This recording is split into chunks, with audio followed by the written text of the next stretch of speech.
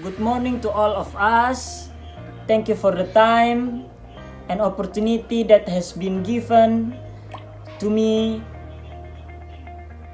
convey and result of our group work.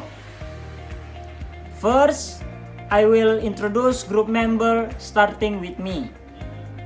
My name is Stephen Marion Tule with Vanessa Eulama, Esther Sayuna, Oscar Luhi, Melinda Saduk, and Vira Welin. I will explain about the meaning of our topic. Economic development in developing country is a process that causes the per capita income of the population of a society to increase in the long run, accompanied by change in the important feature of a society. The development of per capita income in a society is accompanied by change and modernization in its economic structure from that will pattern from traditional to modern.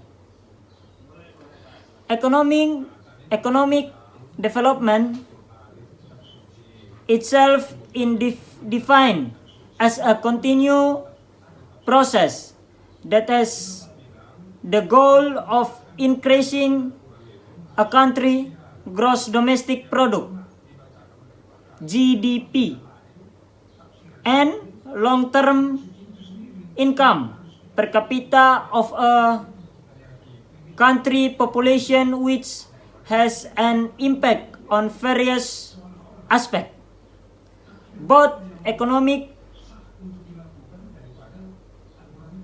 social, and science and technology. In addition to increasing per capita income, it can also accelerate economic growth.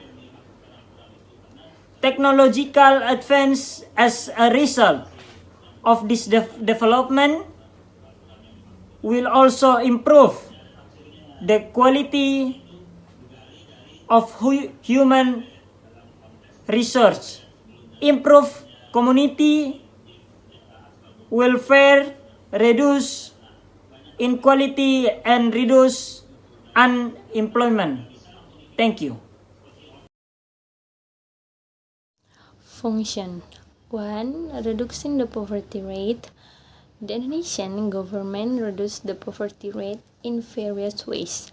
Namely, the government seeks to increase the income of the poor and vulnerable with access to capital, improve product quality and access to marketing, develop business service skill, and develop entrepreneurship, partnership, and intermediary, and development of center of economic growth in outside Java Island to strengthen infrastructure linkages between the economic center and supporting areas, as well as strengthen the development of local product.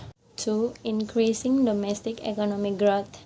In Indonesia, the government seeks to increase domestic economic growth with three main strategies, namely strengthening the trade balance, second, strengthening domestic demand, third, structural transformation.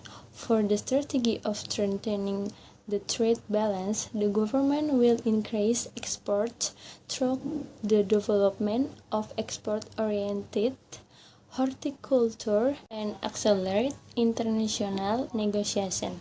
Second, in terms of strengthening domestic demand, the government will increase public consumption through the People Business Credit or KUR policy, the application of pre-work cards, and the ease of halal certification for micro and small enterprises or MCES. Then, to increase government consumption, it will be done by acceleration and expanding the digitization of regional transaction. And third, for structural transformation, it is carried out through revitalization of the processing industry, transformation of the service sector, transformation of agriculture, sustainable infrastructure development, and downstream mining. 3. Reducing the unemployment rate. The Indonesian government takes steps to reduce the unemployment rate in Indonesia by increasing the number of apprenticeship projects for prospective workers, improving the quality of the workforce, creating large employment field for the people, increasing the welfare of workers, developing the informal sector, the transmigration program, and investment increase. 4. Creating new jobs. Benefit 1. Creating jobs. 2. Increase national income. 3. Smooth all economic activities. 4. Technology is developing rapidly. 5. Reducing the unemployment rate. Criteria: the high national income of a country, the high income per capita achieved by a country, equitable income distribution, and a stable economy.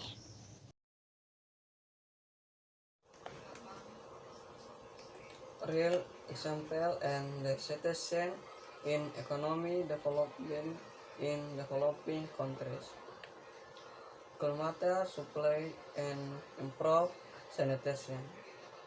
The government strives to provide clean water, especially for low-income people. One way is to maintain the availability of sufficient clean water quality by encouraging the provision of basic infrastructure for settlements in urban areas, as well as getting used to using clean water when carrying out activity to avoid various kinds of disease. Development of quality human resource. Human development as a development resource emphasis. Humans as development actors who have a productive work ethic, skill, creativity, discipline, professionalism, and have the ability to utilize, develop, and master skills and technology with environmental insight as well as management capabilities. Developing problems faced by developing countries, that is 1. The law of productivity can be seen from the gross domestic income or GPD per capita or the small GPD per capita of workers. The low per capita income is due to the low standard of living and the limited job opportunities available, especially for those with low or no education. With a low income, it will have an ability on low saving and investment as well. If saving and investment are low, it will result in slow capital accumulation, resulting in low productivity. Low productivity also results in lower average income. 2. The dependence on and the vulnerability of international relations. Economic conditions in developing countries, that the conditioning of surrounding countries, especially developing countries. This occurs due to weak domestic demand, which relies heavily on the export market. Moreover, the goods that are exported are prime goods. 3. Markets and information are imperfect. Markets in developing countries tend to need to provide complete information. The market structure for goods and services generally tends to be imperfect. In fact, monopoly and oligopoly can occur in the market for factor of productivity.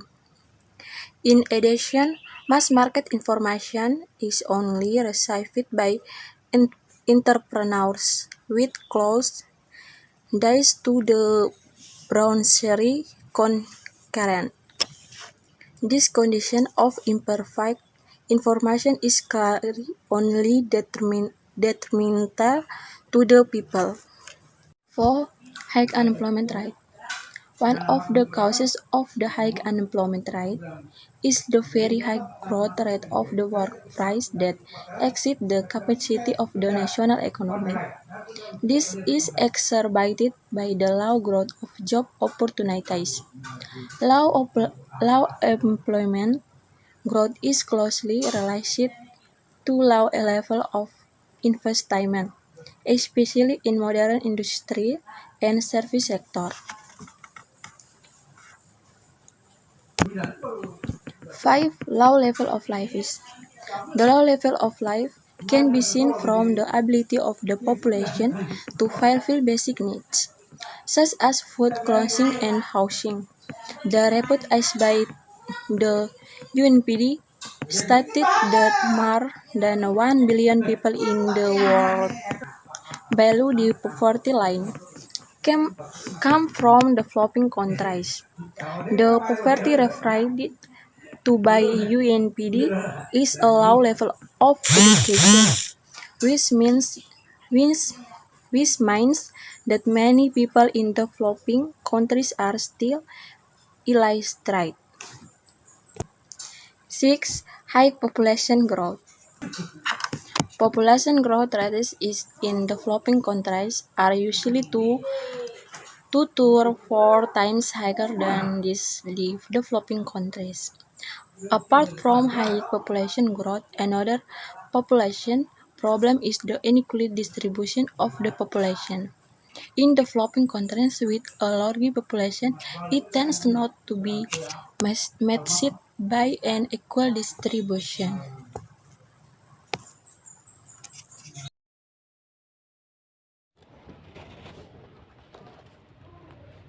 Answer the lead in questions based on the topic. Number 1. What is this according to Mikhail Petodaro? Do economics still use the expressions the dear word today? Answer. The dear word we wrote it in 1978. That's about 20 years ago, but different circumstances of how people live are still true until today. He illustrates that some people are very affluent and some very poor. Number 2. What are the affluent countries? Answer. Is a country that is able to create prosperous conditions or live in peace helping each other. Number 3. What are the economic characteristics of the dear world 20 years ago? Answer. Developed countries most religion they are field is circling with the spread of modern transportation and communication. Number 4. How are these countries today? Is poverty still dominant in these countries today? Answer. Yes, poverty is still dominant in these countries today. Number 5. Is there still a coexistence of affluence with poverty in many of the Asian countries until today? Answer. Prosperity with poverty not only in various continents but also in the some countries and even in the some cities. Number 6. Why is there Egypt between the rise in the poor in many Asian countries, according to Gunnar Mitral. Answer: the eminent Nobel Prize-winning Swiss economist Gunnar Mitral stated that twin theories and concepts designate to fit the special conditions of the Western world are used in the development of the development countries. The consequences are serious. The Western theories and concepts do not fit the Indonesian cultural context. Number 7. Why is there a gap between the rich and the poor in Indonesia? Discuss this topic with your peers. Because the level of income affects the style and pattern of life. Those in the rich category can access various facilities, education, and technology more easily. On the other hand, this is not the case with those who fall into the poor category. Instead of competing the rich in terms of income, they still depend on government assistance to fulfill basic necessities of life. Number 8. What is the philosophical basis of Indonesian economic development? Economic development rests on Western theories and concepts. Number 9. Who are the framers of this basic philosophy? The framers of this basic philosophy are Soekarno-Hatta, Muhammad Yamin, Cokroaminoto. Number 10. What does Pancasila stress with regard to economic development of Indonesia? The objective of our society or of any society for that matter is human well-being. Number 11. Why is it important that Pancasila should be the basis of economic development in our country? Discuss this topic with your peers in class. Because the Pancasila economy emphasizes economic activities based on the 5 principles of Pancasila. Number 12. What is meant by equitable distribution of income and wealth? Income is said to be fair if it is evenly distributed to all levels of society who really need to according to the target. Conclusion.